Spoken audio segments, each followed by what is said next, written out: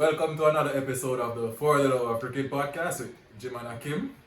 Today we'll be discussing the Cricket World Cup finals between Australia and India. Australia are the victorious team, contrary to what we would have anticipated. They trounced India. What's your take on the game today? I think Australia really showed their championship pedigree in this game. They are now 6-time champions of the 50 over World Cup.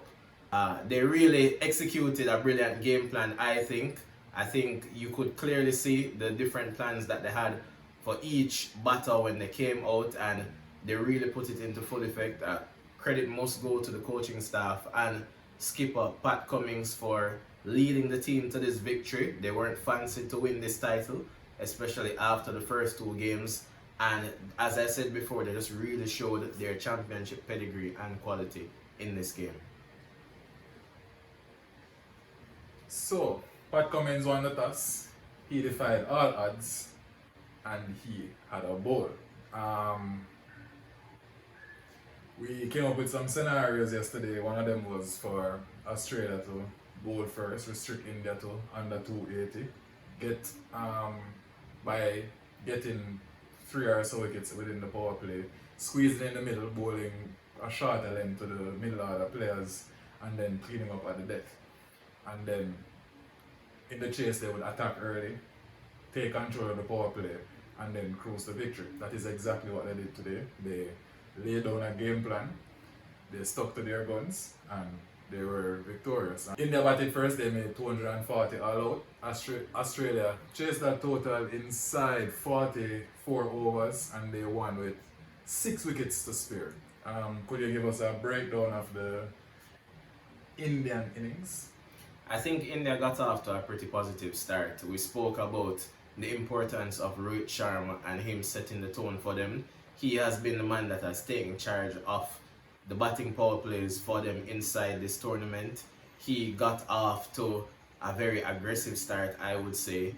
He ended up scoring 47 of 31 deliveries. I think his wicket was really the turning point of the game. He opened the batting with Shubman Gill. Shubman Gill got out caught at mid-on off the bowling of Mitchell Starc. But at the point that Rohit Sharma got out, the Indians were at 76 for 1. It was in the 10th over, 9 overs and 4 balls, almost at the end of the power play. Glenn Maxwell had come into the attack. Rohit Sharma had hit him for a 6 and a 4 in the over, and things looked really ominous. He was at 47, he was playing very well, and he looked as if he batted 10 more overs. It would have been very likely that he would have gotten a century. I think Rohit Sharma probably miscalculated his approach to that over. I think it was a wrong decision that was made. I think having taken 10 runs from the over already at that point, the shot was not necessary. He advanced down the wicket. He hit across the line of the delivery. It almost hit it hit the outer half of the bat, and it lobbed over the offside. Travis Head running back, he took a very good catch over his shoulder, and I think that moment turned out to be the key moment of the game in so many ways. They got rid of Rohit Sharma. It brought Travis Head into the game. He took a very good catch. That would have done wonders for his confidence and for Australia's confidence as well. In the middle overs, Shreyas Iyer has been very good for the Indians in the middle at number 4. He did not get many. Virat Kohli got a half century that he was scoring at about 86, a strike rate of about 86. KL Rahul got 66 at a strike rate of 60. When you look at the numbers, one would think that it was probably a bit pedestrian. Looking at how the game panned out, though, I think it was a very important innings for India. They lost wickets at key intervals, and we have lamented in this tournament about the fact that Shami at 8 does not bode well for their batting effort. I think that the batting lineup was a bit short, and it really put pressure on the likes of KL Rahul in the middle order to probably soak up too many dot balls, because he knew that if he got out at that point, he would expose the likes of Mohamed Shami, Kuldeep Yadav, Jasprit Bumrah, and Mohamed Siraj in the tail. I think there was also a change in the batting order that was a bit surprising to see.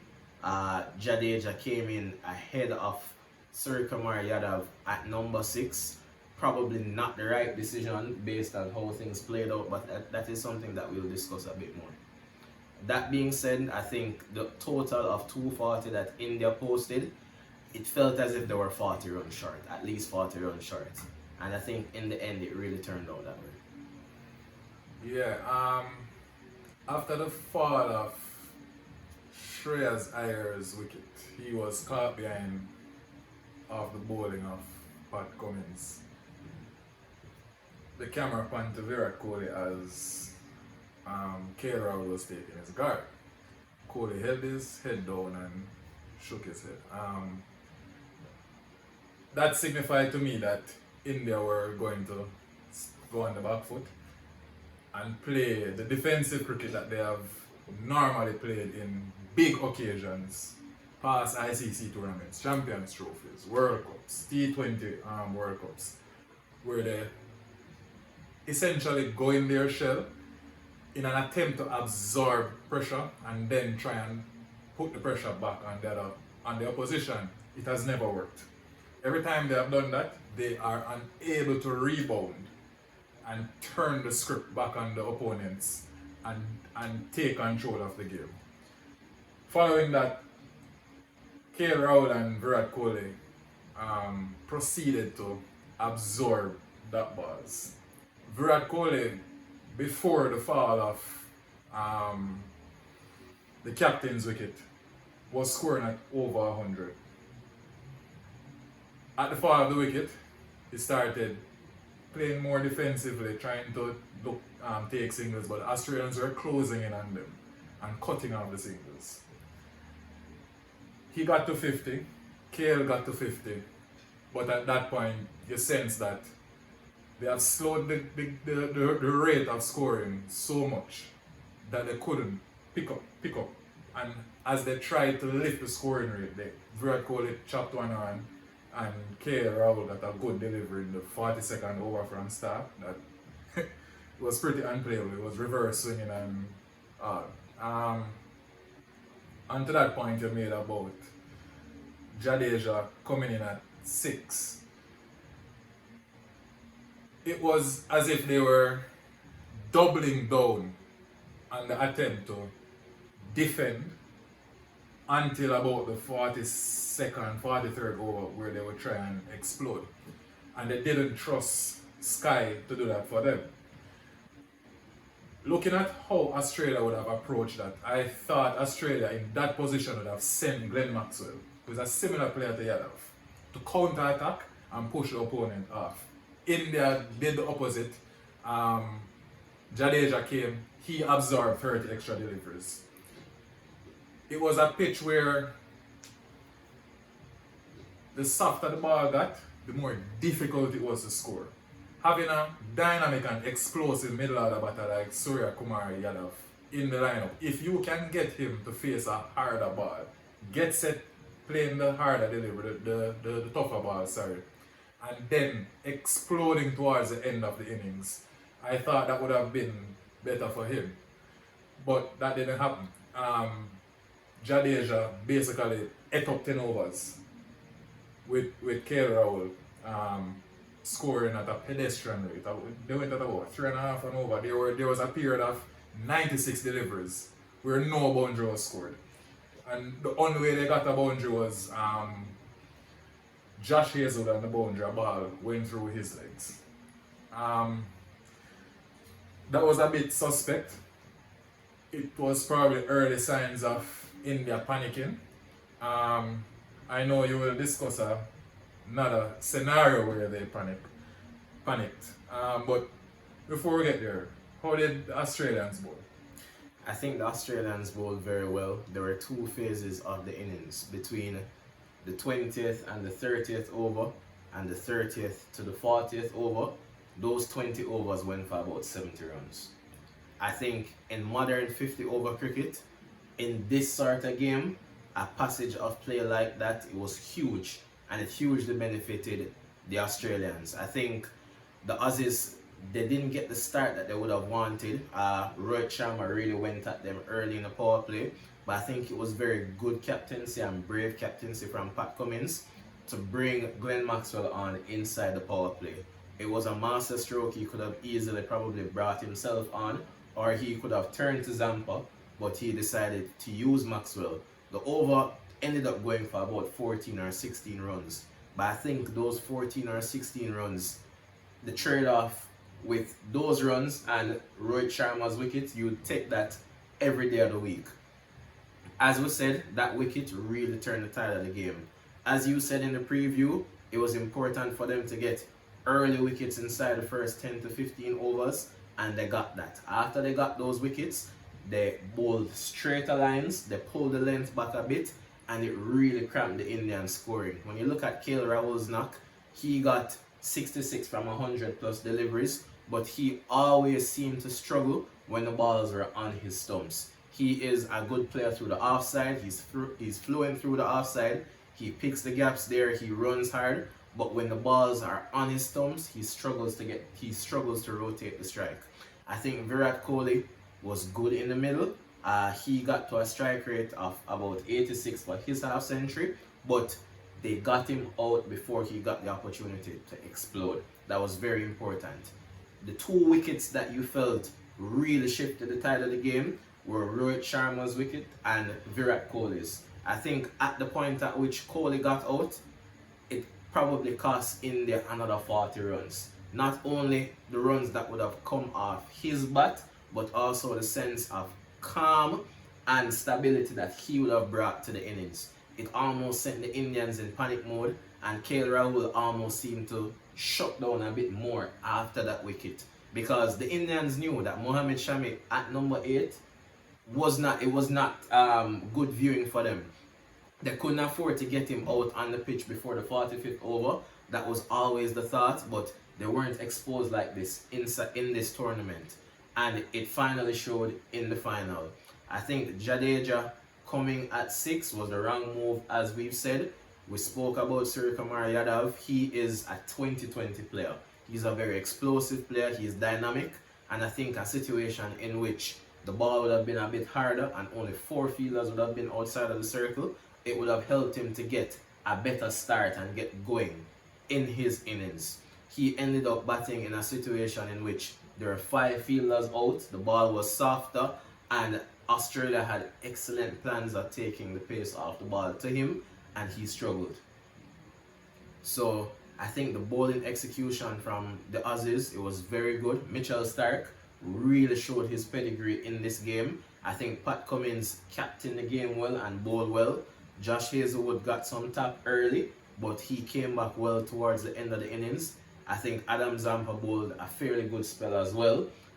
He didn't get the bundle of wickets that he's been getting in the tournament, but he bowled with fairly good control and he didn't give anything away.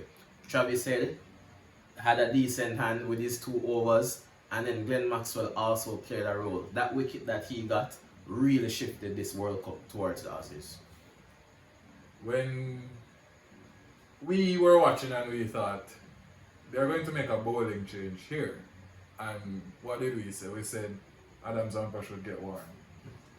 We would have brought Adam Zampa on, but I guess the Australian camp and the captain knows the kind of personality that Glenn Maxwell is. He attacks the game and never say die attitude, and that paid off. You said the over went for 16, yeah, it went for 16, but that wicket, if you can get Rohit Sharma wicket for 16 runs every day, you will take it. If you can get 10 wickets for 16 runs in a match, one day international, you take it. It's 160 all out.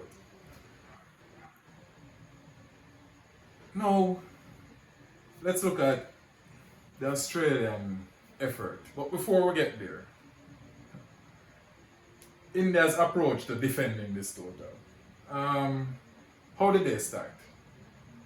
I think the start that they had, it was one that was filled with emotions. I don't think they went out there with a calm head with clear plans to execute what they wanted to do. They didn't start well. The first over went for a number of boundaries. I think the first over went for about 13 or 14 with 3 boundaries. Mohamed Shami, he was given the new ball in this game. The first over went for 15 runs. Mohamed Shami got the new ball in this game. Mohamed Shami has not opened the bowling in this tournament before.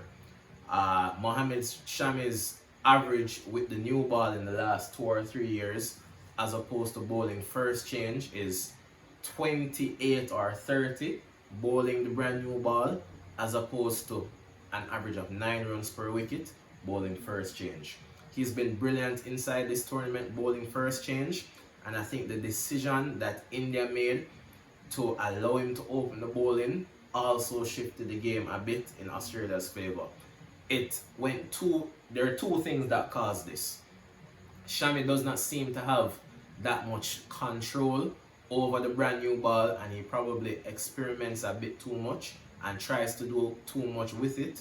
And secondly, it did so much damage to Mohammad Siraj's confidence. He would have come into this game knowing the pressure that he would have been under, because I think both teams would have known that he would have been the weak link in the bowling lineup. He was the number one ODI bowler in the world coming into this tournament, and he has opened the bowling for them in almost every game. Taking the new ball from him, combined with the fact that he knows that he is the weak link, his confidence would have been at ground zero. Add to that the fact that he bowled last out of the 5 bowlers. At the point at which he came to bowl, the Aussies seemed to have been in control, and you could not see where he would have gotten a wicket from. So I think that passage of play and those decisions from the Indians really cost them. Shami has been brilliant in the tournament for them. He has been the main strike bowler. I can understand Rohit Sharma's thinking in giving him the new ball, but I think they forgot really where Shami was at his best in this tournament, and they really changed a lot of variables by doing this. I think they panicked. They had a process up to this point. Bumrah, Siraj, Shami, then the 2 spinners. They panicked and basically said, we need to go out there and get 4 or 5 wickets in this power play. Whereas before this, they would have gotten those 4 wickets just by bowling their best deliveries in the order that they had put together before. I don't know if they lost trust in Mohammad Siraj. He's basically, I don't want to say useless, but without the new ball, he isn't as penetrative as you would have liked. Mohamed Shami is a very skillful bowler, yes. We know that he is very good with the new ball as well, but given he hasn't touched it so far this tournament, I know you want to run with him and say he's in form, push him, but just let him do what he has been doing. Let Siraj do what he has been doing. He has been picking up probably a 1 wicket here or there in the power play, or he has been holding at the other end while Bumrah attacks. That would have helped them today. They basically robbed themselves of 10 overs. They robbed themselves of 10 overs. Bringing Mohammad Siraj on as the 5th bowler in the 17th over with a set Travis head is just, it can't cut it. The first ball he bowled, Travis head didn't even look to see what he was bowling. He just pushed his foot down the pitch and smashed it to cover. Blocked the second ball, blocked the third ball, and then flayed the other one over the offside for 4. And after that, Siraj's game was basically over. He was leaking the entire time. I think something I want to add to that as well is that the body language of the Indians before the game was telling. It almost looked as if they considered playing Ravichandran Ashwin in this game, A bit confusing, you would say. He has only played one game in the tournament, and it was the first game of the tournament against Australia. They considered playing him, and based on the body language, it looked as if it was a choice between Ashwin and Mohamed Siraj. They went with Siraj, so that's basically three things that went against him. He was not sure if he was going to play in the game. They took the brand new ball from him, and he knew that he was coming into the game as probably the weakest link in the bowling lineup. That really shattered his confidence, and it really left India short. I think by taking the new ball from him and giving it to Shami, it's almost as if they played the game with 3.5 bowlers instead of 5. Because they just negated the effects of 2 of the bowlers. But with all that we have said,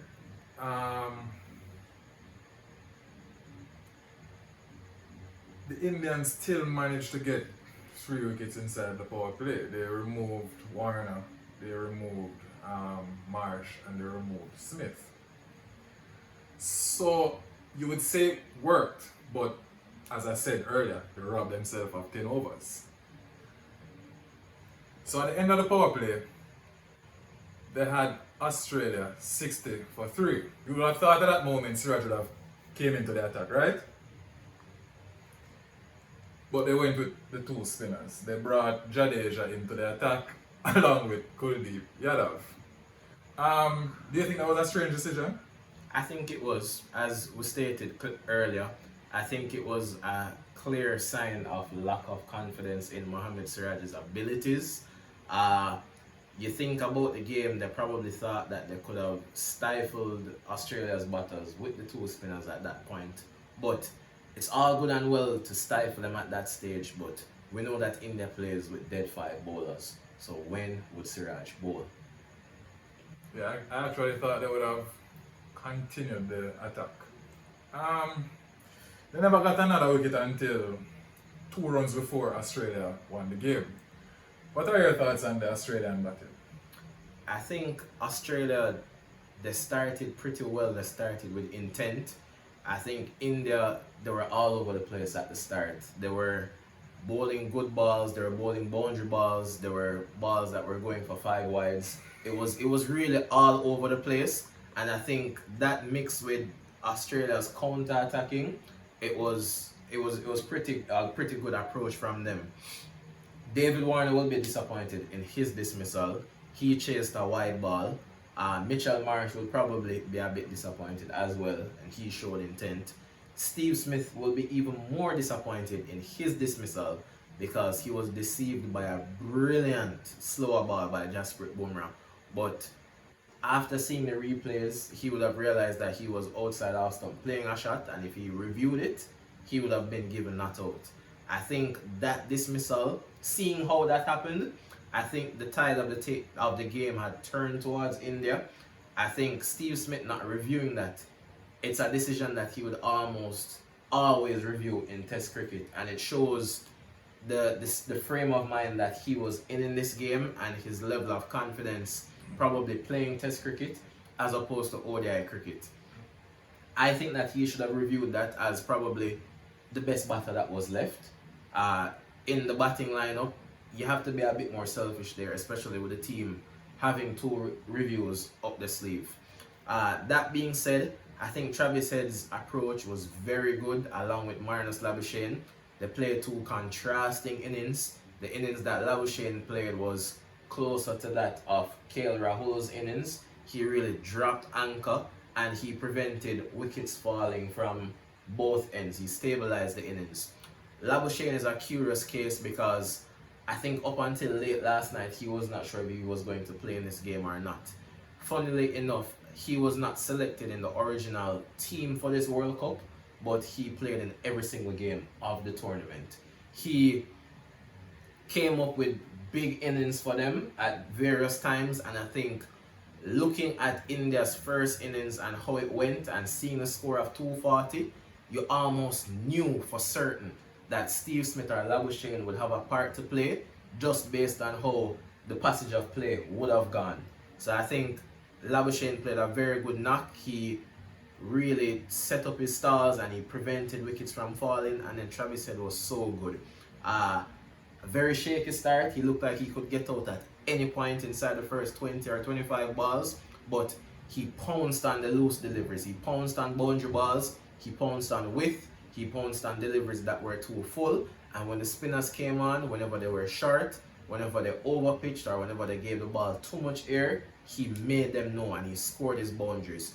It was important that he scored at a rate that was close to a run-up ball or faster, because at the other end, Labuschagne was keeping things tight and not letting India in. I think it was a brilliant partnership, a match-winning partnership, of course, but the approach was very good, very calculated and measured.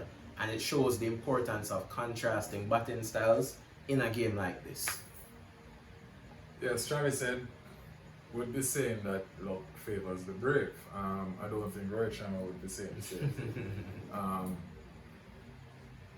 The line between bravery and stupidity is pretty thin at times. But yes, Travis Head's innings was brilliant. Yes, he looked as though he would have gotten out at any point in his first 25 deliveries. Backing away, swinging widely, ball bouncing over the stumps, some going beside the stumps, some flying down to third man. But it was just his day. Marnus Labuschagne was the perfect anchor for him. He provided a sense of surety at the other end. Gave a sense that a wicket wouldn't fall from the next end, so Travis Head could just double down on his attacking intent and push the Indians back. It was a difficult pitch to bat on. Travis Head and Rohit Sharma definitely made the pitch look totally different from all the other 20 players that played this game. I don't know, it was just brilliant. India's spinners, they didn't bowl, they never bowled badly. I don't think the Indians as a whole bowled terribly. But the spinners didn't get a wicket. They were not penetrative and they didn't look threatening. What could they have done differently to change the complexion of this game? Well, I think the effort from the spinners, it was not the worst. Looking at the game, you almost felt as if enough pressure was not created in the field by India. I think the fielding effort between both teams was contrasting. Australia looked as if they were in the faces of the Indian batters. They rarely gave singles away. They turned twos into ones. They turned fours into threes and twos. And I think they saved about 25 to 30 runs in the field. When you look at how the Indians bowled and fielded, in their fielding effort, I almost felt as if India backed off a bit. I think they gave too many singles away inside the circle. It was too easy for the batters to come forward, front foot or back foot, and pick singles up. I think they ran the twos very well, and I think Rohit Sharma at times could have probably looked to bring an extra fielder inside the circle for the spinners. Jadeja, we know how he operates. He generally fires the ball in. The dew factor, I think, came into the game a bit. It restricted the amount of purchase that the spinners would have gotten. And I think if the ball is just sliding down on a pitch like this and you're bowling at 60 miles per hour, it makes it a bit easier to play. Ricky Ponting said that he thought the spinners should have taken a bit of pace off the deliveries. I agree to some extent. I don't think it's something that could have been done every ball, but in a World Cup final, your team is down and out. You have to try something to turn the tide of the game. Probably a bit more variations could have been used. I feel the same for Kuldeep Yadav. I think it was a bit too easy for them to come back and work him around and get off strike. And whenever he bowled loose balls or whenever Jadeja bowled loose balls, boundaries were scored. I think that is really the contrast between the middle overs for Australia and India. Zampa bowled and you can't think of many boundaries that were scored off him. Maxwell conceded boundaries towards the start of his spell. But then when you look at Kuldeep Yadav, almost every time he gave the ball a bit of air, or he was short, or he was full, Travis Head made him pay. And that's a difference in approach, I think. And it made it much more difficult for the Indian batters, as opposed to probably how KL Rahul and Virat Kohli played in the middle. Many people would say Australia had the luck of the draw. They won the toss. They had the better bowling conditions on offer. They took full advantage of that.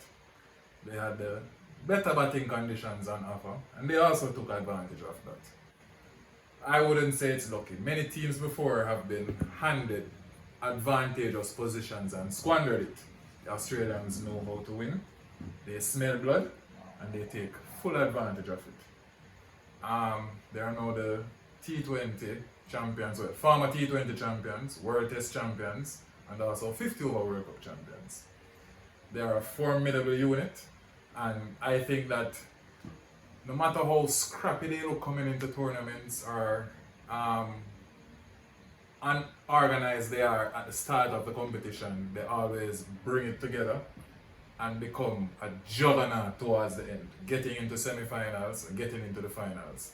They defeated both the teams that beat them earlier in this competition. They crushed India in the final, and they got over the rope against South Africa in the semi-finals. Those are very, very good victories. Well-deserved World Cup champions, the Australian team. Congratulations. Congrats, Australia. Brilliant cricket. You really came back after the first two games, and you're deserved champions. You have anything else you'd like to add? No, that's all from me. Alright guys, thanks for watching. Thanks for watching, guys.